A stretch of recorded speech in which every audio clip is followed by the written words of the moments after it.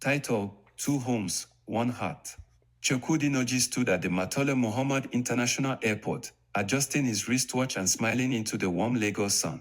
It was always bittersweet coming home. Nigeria was the soil of his roots, but America had become the land of his secrets. Amaka met him at the arrival gate, her geli neatly tied, eyes sparkling with joy. Their 3 children clung to his legs, excited and chattering. She looked radiant, just as he left her 6 months ago. He kissed her on the cheek and lifted their youngest into his arms. "You've lost weight, Chucks.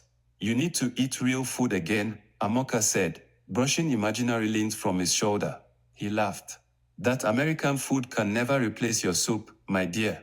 In Atlanta, Sandra sat at the dining table scrolling through her phone, waiting for his text. "Landed safely," it finally read. She sighed. The messages were always short when he was home.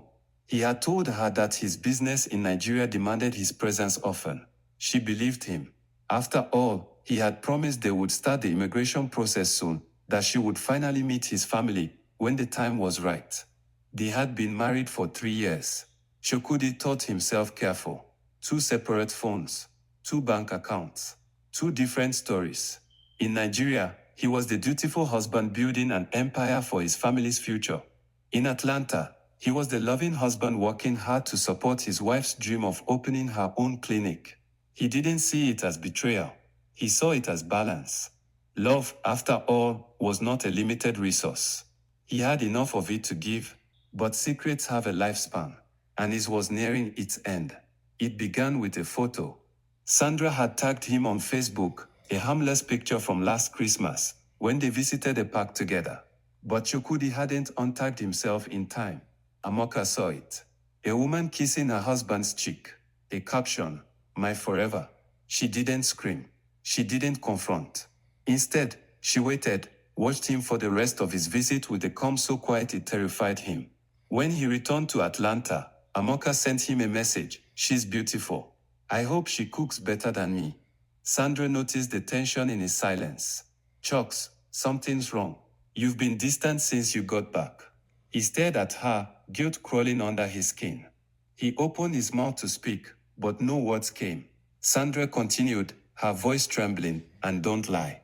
I called your sister. She didn't even know who I was." When the truth came out, it came like a flood. 2 weddings, 2 households, 2 hearts broken. Neither woman spoke to him for weeks. His children refused his calls. Chukwudi, once the master of 2 lives, now lived in limbo. Alone in a rented apartment in Houston, with no photos on the wall and no calls at night. In time, Amaka focused on her children and her business, rising stronger than before. Sandra, heartbroken but healing, started therapy and slowly opened herself to the idea of a new beginning without him. As for Chukwudi, he spent most nights staring at a photo on his desk, his children in Enugu, their laughter frozen in time. He had tried to have 2 homes, 2 lives. In the end, he lost both. The end.